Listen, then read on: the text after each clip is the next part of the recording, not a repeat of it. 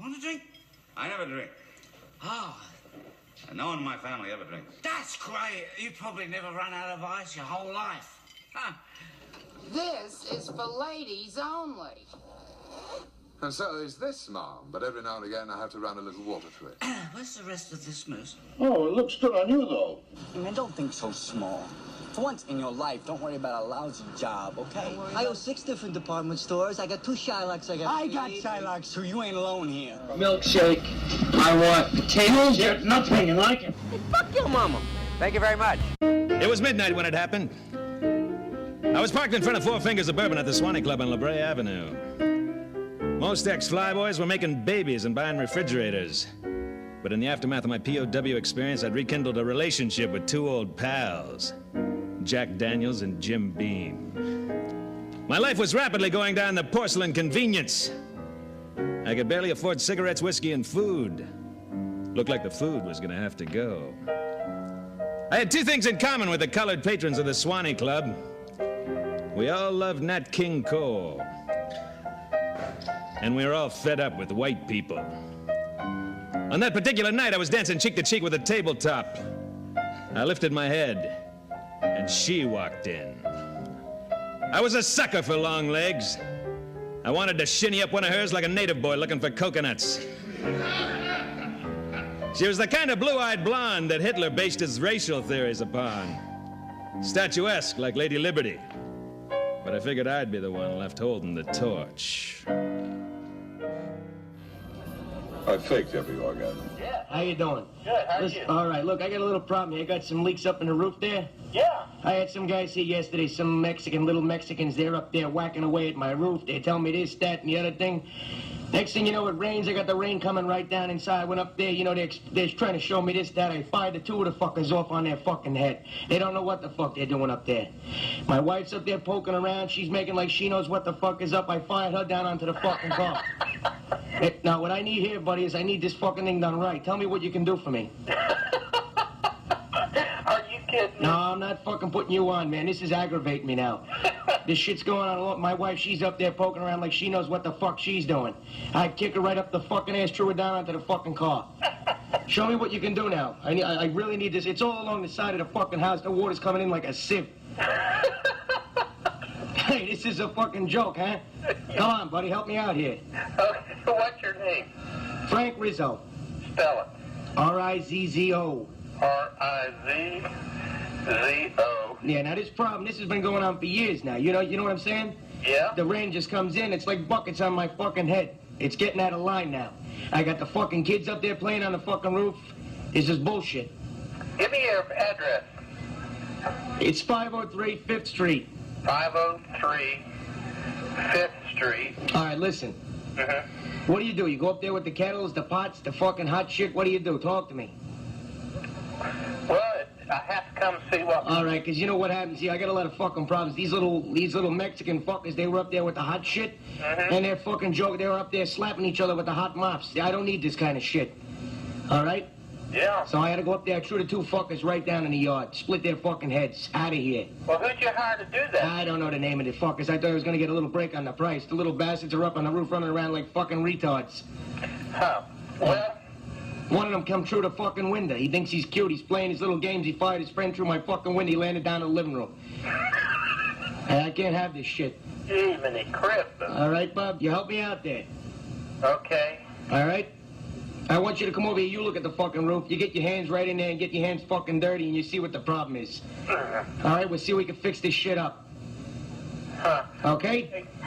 I'll give you a call. All right, if I get in your way, anything like that, you fire me down into the fucking yard, okay? Okay. All right. Bye.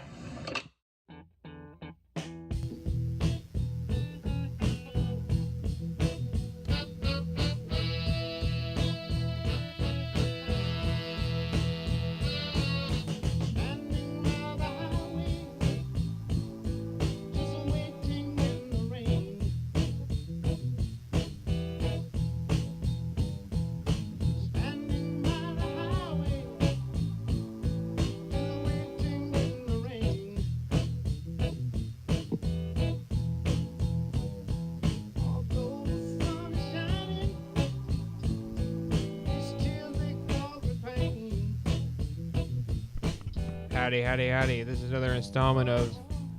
What's the name of this show? I can't even remember. El White Devil? Is that going to be the name of it? I can't even remember, really, to be honest with you. I can't believe it's another installment. I just like the way that sounds, really, even though it's our first show. The White Devil. White Devil, right?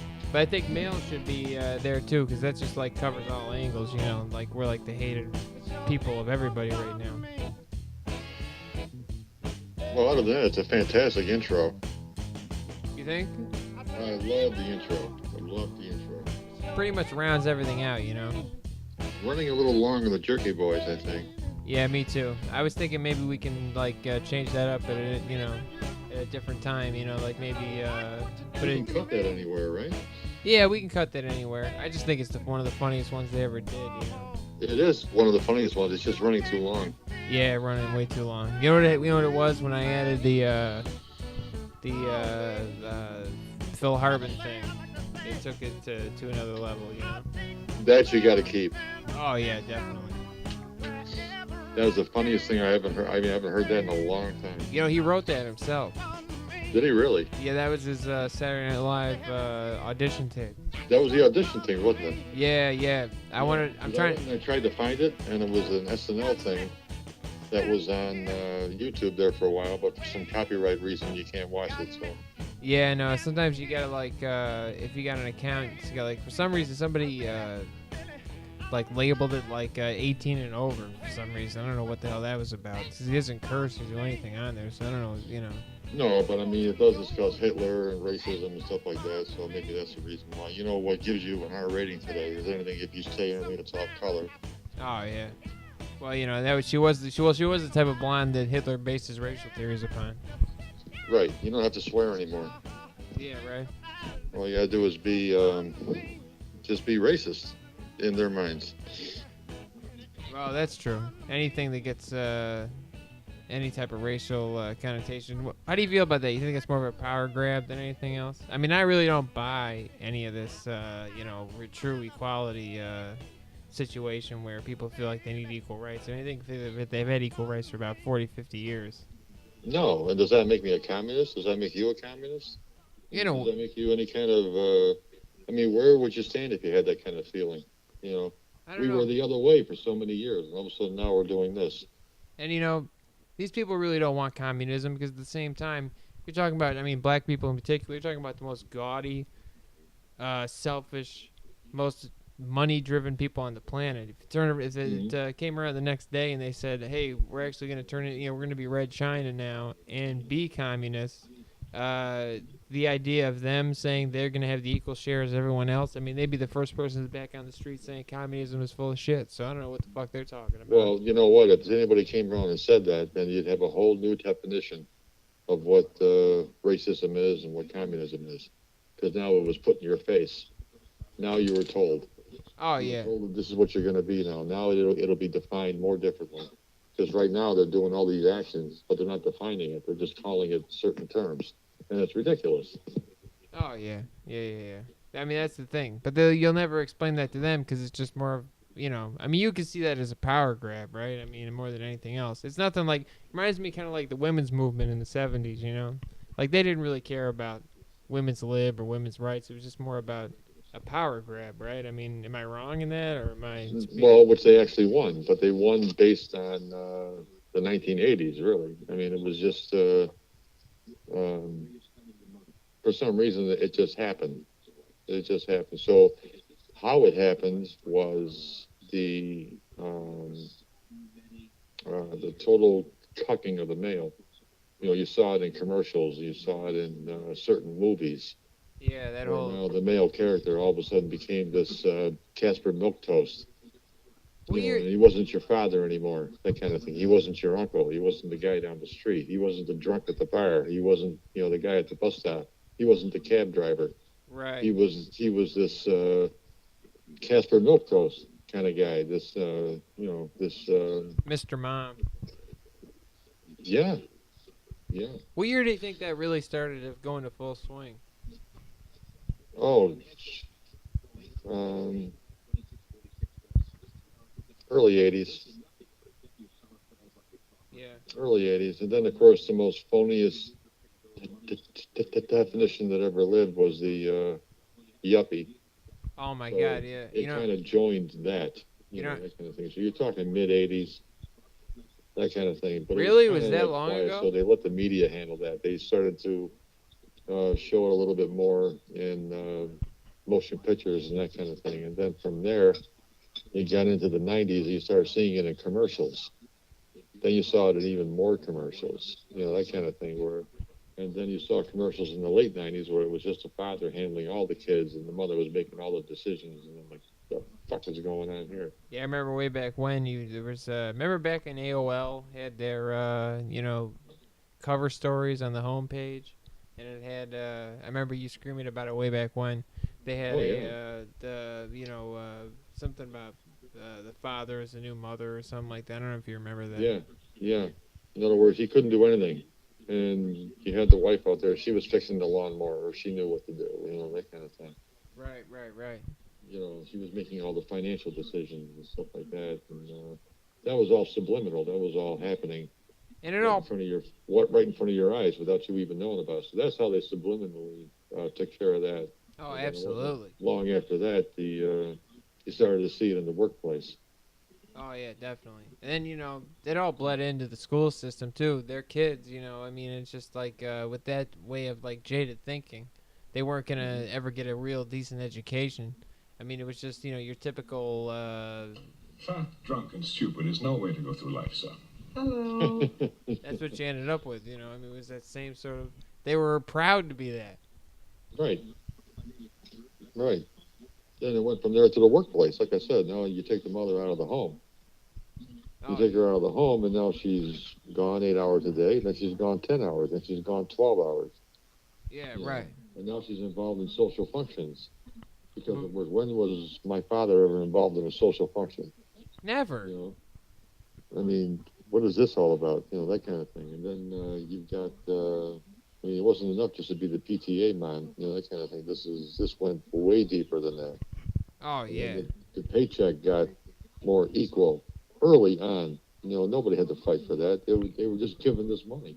Well, apparently they just passed some law about how women finally have to have the same paycheck as men, when really it's been... Didn't need the law. It was going to happen anyway. It did happen. What law did they need? I don't think there was a law. It just happened. Didn't it happen? I mean, isn't that old news though? Didn't that happen? I mean, it doesn't really depend on what job it is. I mean, look, I can go. Yeah, of course. I go for a fucking. You gotta remember, when they got these positions, they didn't have to prove themselves. Yeah, I mean, they look. didn't have to prove themselves. They weren't out there to, show them or prove to them that they could dance by themselves and be independent. No, they were part of that team. And they were given that check. Right. I was just thinking like Chris Farley. Well, not Chris Farley, but like who's like a more relevant type of Chris Farley looking guy? A Chris Farley type? Like a famous fat comedian that would be around today. Oh, geez, I don't even know. I can't remember. Like Artie Lang. That'd be like you talk about like equality and people, men and women getting paid the same. I guarantee you, Artie Lang going for a modeling job ain't gonna be making as much as Giselle Bundchen or whatever the fuck, So where's his equal rights? He can do it. Yeah, he thinks he can do it. And why shouldn't he be deserving of a modeling paycheck? Yeah, the same as her. The same as her, exactly. I can walk like her. Yeah, exactly. I can wear those clothes. I can wear the heels. The same, but I can do it. Exactly. Hey, you'd be just even making light of how I walk in my high heels is infringing on my that's just social bullying. You're going back like 20 years, so look how many problems that actually evolved from all that. Look how many problems have. Look how many lawsuits that really didn't get off the ground, because of what they tried to do. Right. They gave the woman all this money. They gave her all this responsibility, this pseudo responsibility, and then of course all of her team below her is smarter than she is, and there's nothing they can do about it. Right. You know what I mean? That's the only way she stayed on top, is that she had a team that she could delegate, and that would keep her alive. She had to know how to be smooth to keep that position. What did they learn to go into those positions? Nothing. What the fuck did they ever learn? They learn what they always did when they learn when they were in high school, and they're all like to play the game. Yeah, play the game. That's it. And now they're in all kinds of trouble. You know, the sad thing is the sad truth of it all was in business, playing the game meant way more than. And I gotta tell you, if it craft wasn't for that, you wouldn't have had all these ads for all these antidepressants and all this other nonsense and all these agencies that pop up, because they got to have human support or psychological support for something, that kind of which we never had back, 30, 40 years ago. That kind of thing. You went to work and you went home. End of story. But now there's support groups out there for almost every bent and nail that you could possibly have. So what's the reason for that? Well, I mean, that's a big answer. I mean, it's like a lot. I think there are a lot of elements. It's a huge question. Huge question, yeah. I mean, there's a lot of, So here comes all this medication, Xanax, Zoloft. What was the other one that was popular back in the 90s? I don't remember that. Paxil? No, Paxil was after 2000. What was the big one Prozac? in the 90s? Prozac. What? Which one? Prozac? Prozac. Yeah, I mean, that came on the market, because they couldn't function. Because a woman couldn't function. So here comes all this shit that they could sell. And everybody started taking that crap. Well, that's what you're talking about. Like that, nobody was talking about that before. I mean, I think in history books, never was brought up. Never. In any real history, because the mother was home, the mother took care of the house. One of the toughest jobs in the world, the hardest job in the world, is to be a mom. Yeah, putting a house together, putting a home together. Yeah. That's a job no man could ever want. Or no man could ever accomplish. No man could ever do. Yeah, exactly. I mean, Was it's to the deal toughest with job children. on the planet. I You agree. know, I but agree. for some with reason, we had to do it, and we were forced into that. Were we any good at it? I hope so. that. Well, You we know, had but to be. There was no other support for us. What the hell did we have? The only Right. thing we had was the apron shot in our faces. Right. Well, yeah. But no, don't you think that like in history books years from now, any real history books would cite that whole yuppie? You'll never see it. You'll never see it. It'll never come up. But you know what I'm going to say, right? Go ahead. No. I'm not being sarcastic. I'm actually asking, like, that '60s generation would probably go down in history as the worst generation, as far as like, what the detriment it did to the future Oh, of the you country. mean as far as like human conditioning and that kind of thing? Yeah, and just how these people who were activists. Have you ever found it funny that these liberals who spoke against the system and were like the enemy of the government and everything, they have now become the establishment and the government? Oh yeah, absolutely. You take guys like Jerry Rubin. Jerry Rubin would be president today. Or not president, but he'd be, he'd be the only guy if he was still alive to, outvote Obama if he was. Absolutely, I agree with that. And it'd be the same regime. But people miss out on that. They miss out on exactly how it happened. But do you And think that's the part. That's the sad news of it. I mean, not that they should do anything about it. Nothing you can do. But I mean, you should at least know how it began, because you got to know what you're fighting. Right. People wake up every day, they're fighting their ass out. They don't even know what the hell they're fighting. Well, no, because there's so many ways to explain it that there's so much disinformation. I mean, I think, it's There's just so like, many things out there that have been redefined and to a more confusing definition of what the problem really is. Yeah. And there's just been, and all they do is redefine it. You can go on anywhere, go on CNN or whatever. Nobody ever completes a story. No one ever finds a conclusion to anything. Nobody ever finishes anything. There's not one story that's ever been concluded. Well, a lot of those are hidden ads. I was reading this article about how they got all these.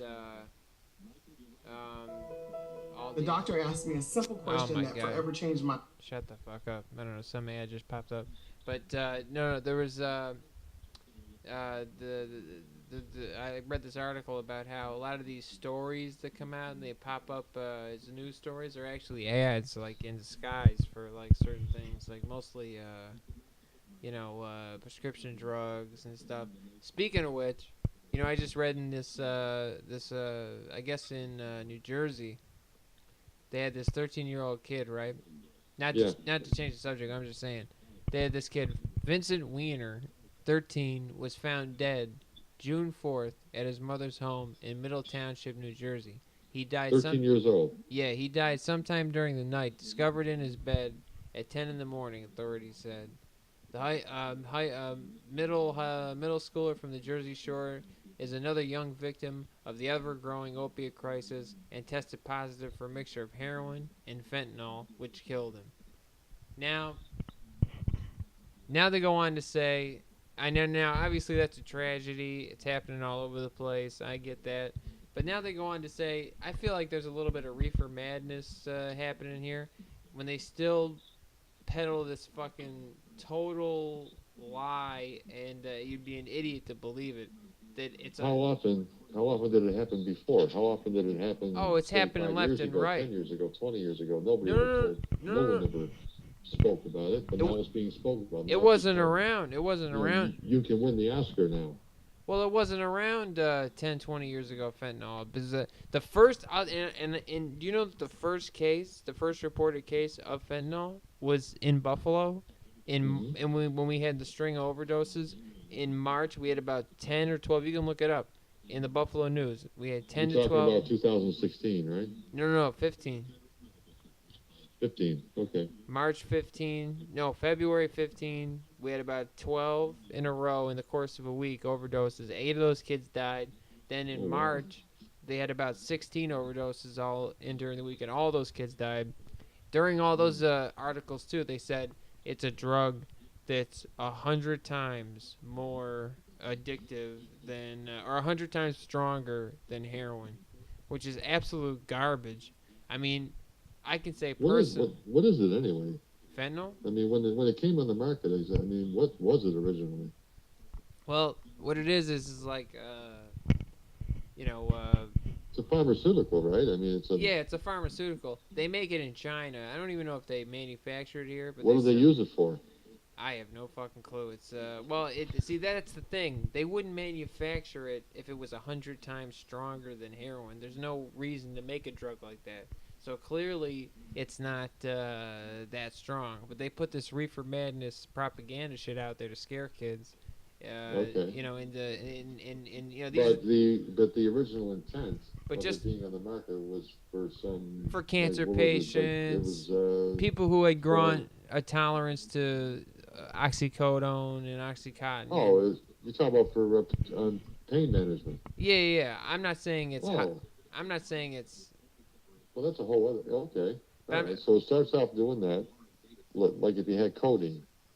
Well, yeah. Well, you got codeine, then you got your hydrocodone, Percocet, then you got the Oxycontin. Right. So you got all that, and then it's like, okay, so here comes this stuff. But which is only an echelon higher. Because they mix it with the other stuff. But which is only an echelon higher than like let's say morphine or Dilaudid. It's only about an echelon higher than that. It's not 100 times stronger. If it was 100 times stronger, then there's no reason for it to make it because it would just be instant death everywhere. It's just typical propaganda to scare kids into not doing it. I'm all for nobody doing it anyway. I'm not trying to promote the use of it, but at the same time, I mean, it is the same generation of people that said, peace and love, man, we got to be honest with our kids. We can't lie to them about drugs. That's the only way. And these are the same people perpetrating this lie that it's 100 times more stronger when it's just an obvious, ridiculous lie. I mean, you know, and I can say personally, I know during the times, you know, and I've been, thank God, you know, clean and sober for a long time when it comes to opiates and stuff.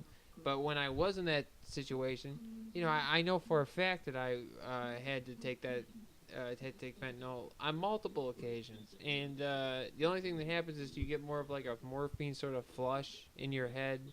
And maybe you feel a little more sedated, but it comes on quicker, it ends quicker, and you get a little more. But there's no reason for it. There's no reason to mix those two together. No. I mean, there's a reason. There wouldn't be any reason to. There's That no is a mix. well, there's no mix that's gonna really affect you. These are the kids that take. These are stupid kids that take too much. They're either too young to know what they're doing, or their tolerances are too high, and then it's their own fault. I mean, it sounds callous and insensitive, but if this is the life you want to live, you got to live by a certain amount of rules. You know, you can't just have your cake and eat it too. You know, you gotta, that's all goes back to the whole conversation we were having a while back about, you got your junkies and you got your people who fall into drug problems. Like the girl who, gets mixed up in pain pills because she's got a friend or a boyfriend who can get her pain pills, and then all of a sudden she develops a pain problem. Or you got a kid who, an athlete who gets, a broken leg or something, and then he ends up addicted to Vicodin or something. Those aren't junkies. Those aren't people that, and those are the people I really feel bad for, because when they end up strung out and doctors can't give them anything anymore, they go into places where they shouldn't go into. Nobody knows who they are. These are not the people who go into any, like a real junkie can go into any inner city in the country and nose out some dope and cop some dope and know the difference between poison and the real thing. And that's just a sad truth. And I've myself have been out of that world for a long time, but, I remember enough to know, you just see these people come in and out, even in Buffalo, and you just know that they're just not. I mean, I got a story in particular, a mutual friend of ours, who when he was AWOL for a few days, and then when we finally got a hold of him, told a story about how when the cops stopped him because he went and saw a client of his, and refused to wait which is like rule number 1, refused, and he broke that rule immediately by refusing to wait till he got home to fix himself up. Ended up fixing in the car, and of course now he's swerving all over the road. Wow. The guy, you remember the story? The I guy, know. the guy, Yeah, I remember. the guy, and then so now, of course they get stopped by a cop. This kid's got to take 10, 12, whatever he has, bundle, shove him up his ass to protect himself. So then, so he gets searched. There's nothing on him, but the guy who's driving the car, who he sold the shit to, is clearly under the influence of something. And so now he can't drive. He's getting a DUI. And now when the cops separate them and to talk to him separately, they go and they say, so who is this guy? And what are you doing down here? Because this was on the east side. And he's like, and then all he had to do was say where he lived. And of course the kid lived like in Tonawanda or somewhere. And it's like, oh, you live in Tonawanda? What the fuck are you doing, down here? Although that's all it took. And then so he big mistake number 1 of like 3 or 4 mistakes. You all right? What's going on over there?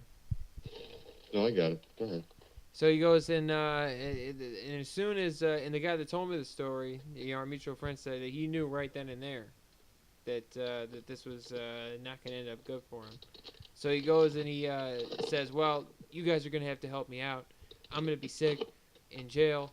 If you guys are going to lock me up, I got to have some sort of situation where you guys got to help me. And then of course the cop's like, oh yeah, we'll help you out. Sure. Just come down to the station with us. We'll treat you good. Just tell us who your guy is. Just tell us who this guy in the car is with you. And they arrested him, took him down to the station. He ratted out this guy. And eventually the cops came, picked him up, bailed him out. Not the guy that got the DUI, but the guy who was in the car with him. Right. All right, they raided his place. Thankfully, didn't find anything. But got him on conspiracy because of this kid's testimony. And then he was supposed to appear in court to testify on this conspiracy charge. And then the kid who got the DUI, who already ratted him out, was stupid enough to go back to him to get more.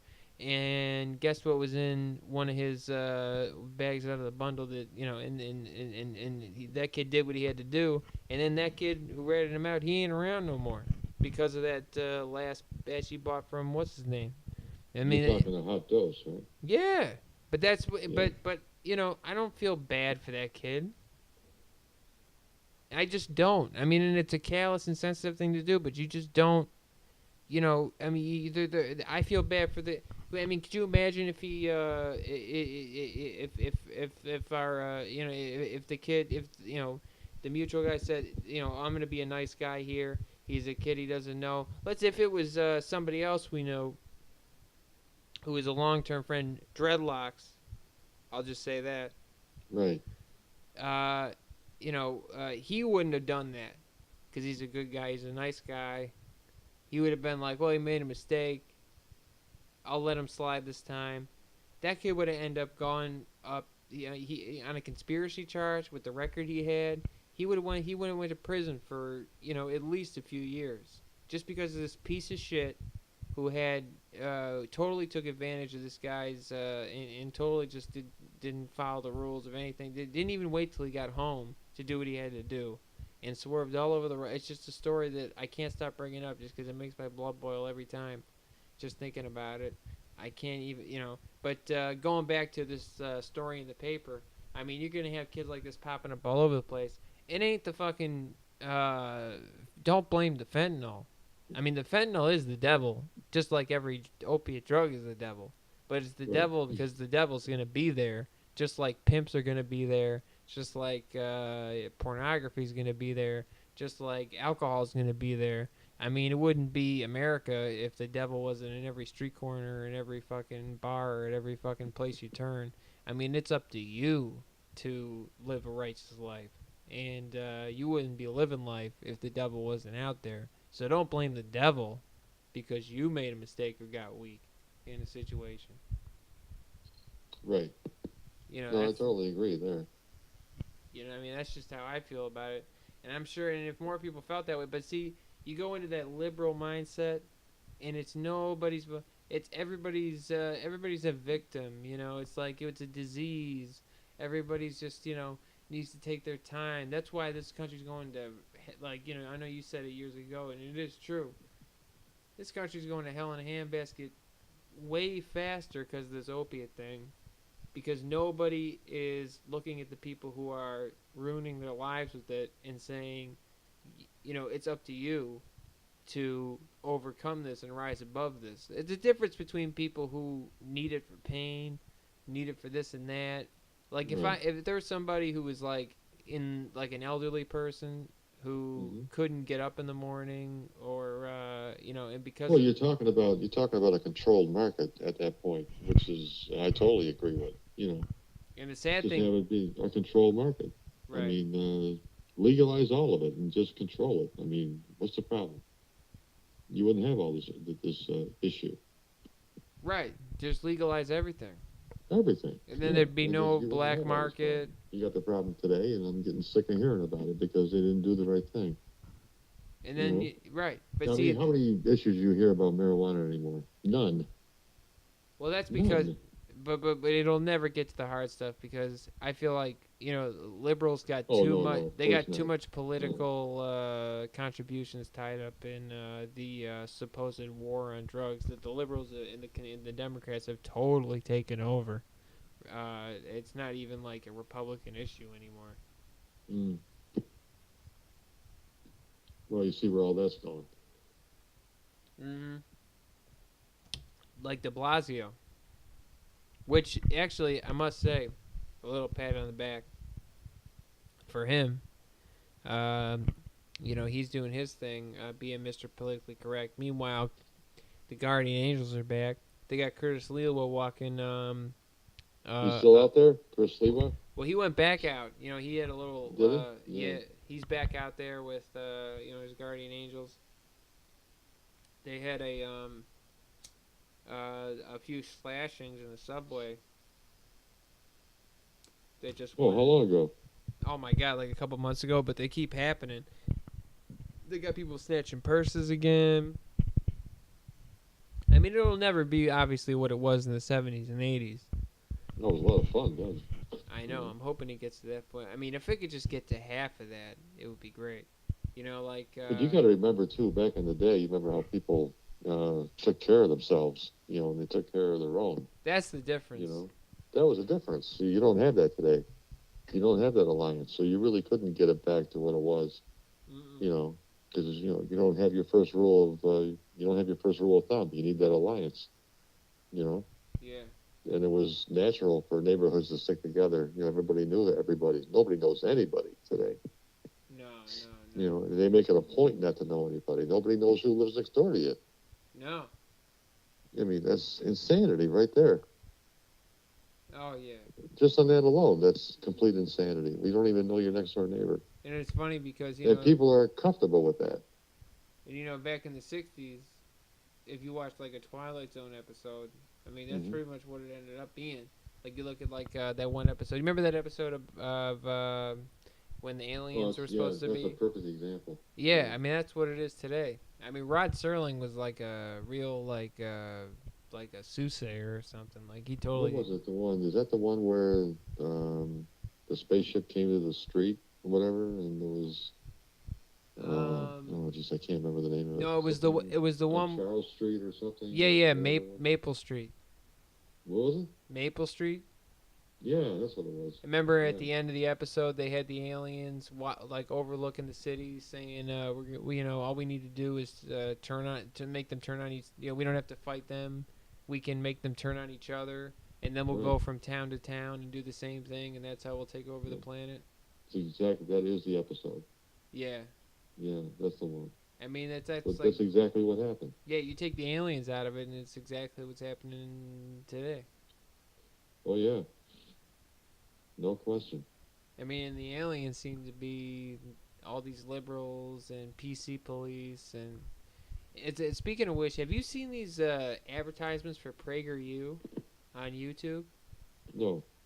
Oh my God, you gotta check out some of these PragerU commercials. I don't know, it's Prager U, like capital U. I don't know if U stands for university. Spell Prager. Prager, I think, or AR. Oh, Prager. Yeah. Okay. I mean, they talk about their term for these PC people are post-modernist, liberal, radical liberal postmodernists or something like that. But the way they break it down is so articulate and to the point. They bring up Venezuela, who basically pretty much became a communist state without being communist, and now they got like no money. It's just bread lines, and they're doing the same thing we're doing. And this isn't like Alex Jones bullshit. This is like, you know, this actually happened. Like if you look at Venezuela now, they had like when Hugo Chavez, who was like totally like acclaimed for overthrowing the supposed tyrannical government that was that preceded him, and he was like this guy that won over the minds of the people and made everything liberated again. And then it took him like less than 10 years to just like totally turn the country right in, like just flush it right down the toilet. They got nothing but bread lines. Like it's worse than Puerto Rico. And they couldn't even save it, right? When they saw what was happening, they couldn't save it. Well, there's nobody to save it. The government just turned their backs on them after they found out the system didn't work. And well, the other thing too is how would they let it go so far? You know what I mean? When they see the results, little by little. I mean, that's the did power. They see the writing on the wall. I mean, God, What's unless that was their agenda. No, I don't know if it was their agenda, but I mean, I think they all believe their own bullshit. It's just the power of propaganda, you know. Like they all truly believe that this was gonna, be a better world for everybody, and then it just ended up just, I mean, there could have been some nefarious, expectations, like they could have saw this coming, like the whole time. I really don't know that much about it. I just know that from watching these PragerU advertisements, it's like they really seem to articulate it perfectly, and they use Venezuela as a perfect example, which is like absolutely, I mean, you couldn't have more of a perfect comparison to how things are going today. And like somebody said, like, a couple years ago, like by 2020 or 2030, you know, we're pretty much going to be where Venezuela is now, which I don't doubt. You know, I mean, I don't. You know, I used to be more hypocritical about that, but the more you see now, like with the economy and everything, it just seems like it's headed that way. Wow. Yeah, I opened up the website now. I mean, it's more like the website itself. Well, Like, the guy's like an evangelist. well, you got to go to the YouTube videos. The Yeah, I website. know. I'm just reading a couple of bios here. Yeah. Okay. We got enough, you think? Yeah. Let's close with something. What do you want to close with? Remember that Al Green song you did? No. On the Wall? For Flying the Wall, Love and Happiness. Yeah, I love that. Okay, we'll close with that, but let's close with a story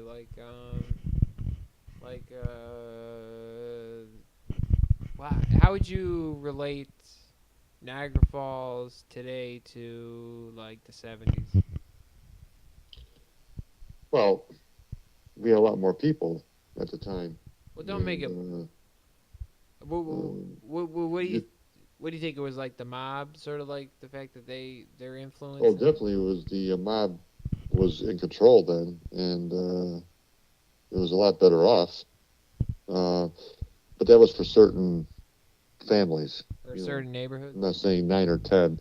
I'm talking maybe 1,000 families, that kind of thing, because you know they knew what the situations were, and they lived by certain rules and that kind of stuff. And those rules were basically traditional, so you had that going for you, and not that it was active in front of you, but you know they always had that that rule in the back of their head that this is what they lived by. They lived by that tradition, so things were kind of like spelled out very well, that kind of thing, on how you handle yourself. So that zone of respect back in those days was a lot, it was a lot better to deal with than it is now.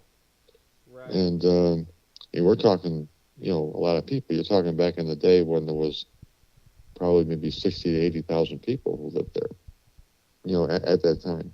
Right. And like I said, a lot of people knew everybody. We knew practically everybody in the city in those days. That kind of thing. We weren't here very long. But I mean, coming out of New York, I mean, it was, it was pretty much, an easy thing to do.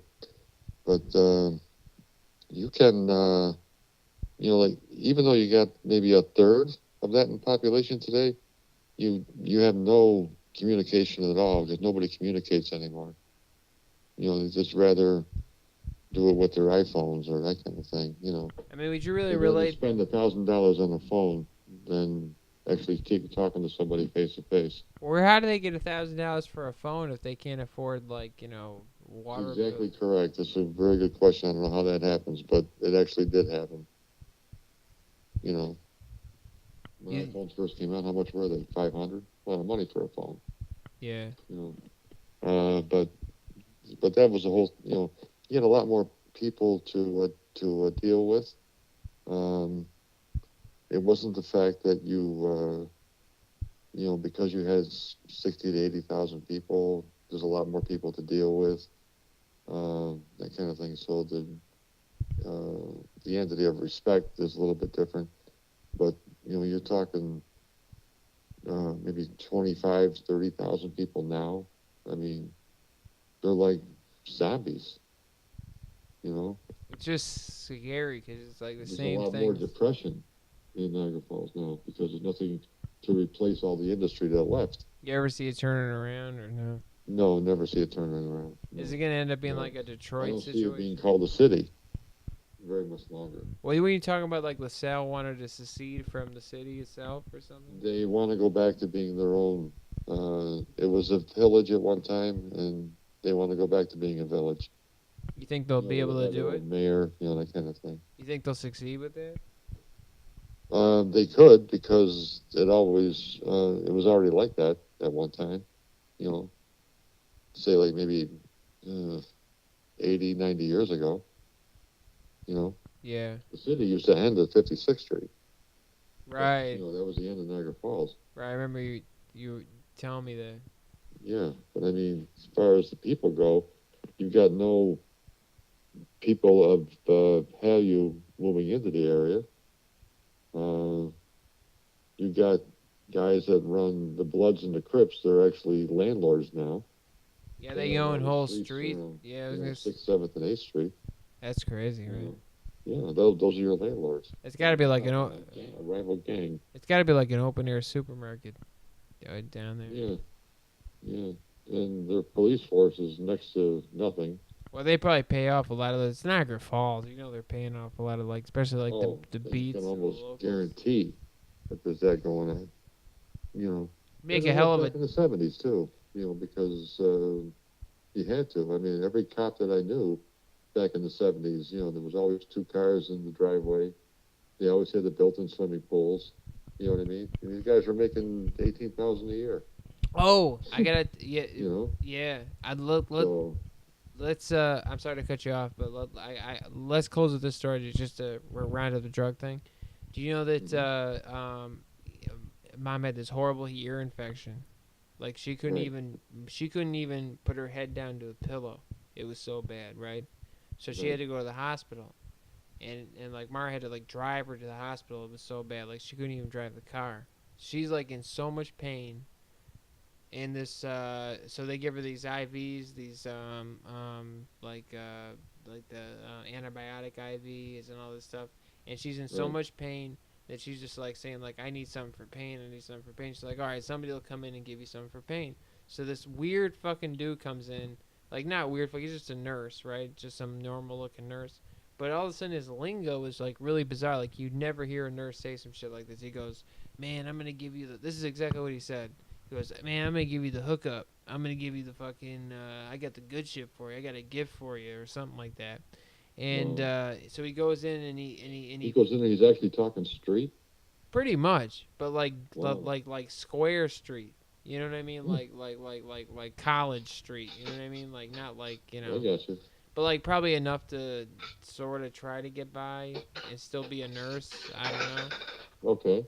And so he goes and he fumbles around with her IV and stuff, and then starts talking to her and blah blah blah. And then he ends up pocketing whatever he was supposed to give her. You know, it was one of those bottles that you stick the needle in. Yeah. Mm-hmm. So he pockets that. He's got some other dude waiting in the wings, gives him his thumbs up. Oh, so she still has your mom still has the IV port in her, and they just got to put the stuff in her. Yeah, through the IV port. Through the port, yeah. All right. So he's fumbling around. He's not even doing it, and then all of a sudden he puts the thing in his pocket somehow while he's fumbling around. Then he's got some dude waiting in the wings, giving him a thumbs up, like, "Hey, everything cool?" Then they both leave. And then Mom's still in a tremendous amount of pain, and then and all of a sudden Mom says, "Mar, I don't think he gave me my pain medication," and she goes, "What?" So Mar goes storming into the fucking nurse's station, goes, "I don't think you gave my mother her medication," yeah, and starts like raising hell in the nurse's station, and then and all of a sudden the guy who's now like all flustered in front of the nurse station goes, "Oh no, I'll be right in there with that. I'll be right in there with that." Then he comes back into the room, fumbles around, does nothing, leaves again, and then Mara comes back out again and says, "Sir, I don't think you gave her the medication." He goes, "Oh no, yeah, I did. And then so this whole argument starts about whether he did or he didn't, and then long story short. This guy. Did they ask the supervisor to go prove it? No, but you think in this day and age, like, and I was thinking like maybe they had cameras or something, but you figure, I guess, and Mom brought up a good point, like with the privacy laws, like, but a lot of people get naked in those things, like for exams and stuff. They probably can't have cameras in the rooms. Yeah. So they got no cameras to deal with. They got no real security. But the machines, like the IV machine, that's they what have I was recording saying. Devices and when you. That's what I was saying. This stuff goes through. That's what I was saying. I'm saying they have to. Yeah, to. because that's what goes on your chart. Right. Your chart is all digital now. And they code every empty bottle. Like I know they toss the syringes, but they definitely keep track of every bottle. So say You don't have a syringe. The only thing I'm thinking of, and follow me, see if you agree with this. Like the only way is if they took a syringe. There's two ways they could have did this. Okay. They could have fixed. They literally emptied the bottle, fixed in the bathroom or something, or took a fresh syringe. Plunged out the bottle and then just stuck the fresh syringe in their pocket for like later when they got home. Because according to what they were saying, they didn't seem like they were yawning or sick or anything. Okay. Like they needed it right away. So like my But theory. they got to figure out a way to satisfy the machine. So how did they do that? Well, they took the empty bottle and they put it back, like as if they used it on it. That's my. Yeah, but the stuff goes through the machine. It's got to record. So I mean, You mean in the IV? Were they able to like maybe just take half of it or something? And... No. I'm saying they had the empty. I'm sure that they had the empty bottle that they returned to the thing to make it to record it. But what they did was they extracted the medicine, the opiate, into a fresh syringe that they found because they don't keep track of the syringes. Oh, I see what you're saying. And then Okay. they capped it and pocketed the syringe with whatever was in there, the Dilaudid or whatever. And then, Well, go back to the way he was talking. I mean, was the guy actually a real nurse? supposedly. Yeah. But I it mean, was just he's with other people in the nursing station. And obviously, he's familiar, so he must be. no, yeah, he's a real. No, it wasn't like a guy who But like to come in came and in. start talking like that, I mean, you talk like you're some street. Well, almost, you and almost like he talk was. street. And he sounded like he did it all the time, the way he did it, like Mm-hmm. all nonchalant. I felt like you're trying, and like he's trying to like placebo her, like into like like I'm gonna say this is gonna happen, so it's gonna happen. I mean, he must deal with people who are all types of ranges of pain. You know what I mean? And sometimes you get some real dolts in there who aren't drug savvy, who you can placebo them into thinking, oh, because he told me that, I really kind of do feel better. And he doesn't really know the severity of the pain. Like, people say scale 1 to 10. Everybody says 10, 12. I don't think anybody's ever really said what it really was, because everybody wants to, get some medication. I mean, that's like everybody. So how did it end up? Well, she never knew if she got it or not. I don't think she did because the pain never changed. But the antibiotics, I guess they helped her out a lot. But I just thought that was a crazy thing. I mean, who thought you could even get away with that? I can't see your mother standing for that. Well, no, she didn't. But that's the thing. It's like she really didn't know what else to do. I didn't even know she went to the hospital because I was. She didn't tell me. How much longer was she in the hospital for after that situation? I think she was like, it was just a day, or I don't know. I can't remember if it was overnight or a day or whatever. I just thought that was crazy that somebody thought they could get away. Oh, she was out that very day? I'm not sure. I think it was either that or an overnight. I think she was out that day, to be honest. I'm not sure. Okay. But I just thought that was crazy that people think that they can get away. I guess they can get away with it nowadays. But just all the more, it's just such a epidemic with shit. But, anywho. Well, I guess this brings us to an end to a first show. I didn't think it was that bad. What do you think? No, a little rough edges, but that kind of thing. But Pretty on the good. playback, we'll know if you got a good 15, 20 minutes. They got it down to 5 good ones. Yeah. Well, we'll listen to the uncut version first and see where we're going with it. Go on for like 3 or 4 hours. If we had to edit something down to an hour and a half, we can probably get it easy. Oh, yeah. So, this is the White Male Devil signing off. Goodbye. Talking about how she can make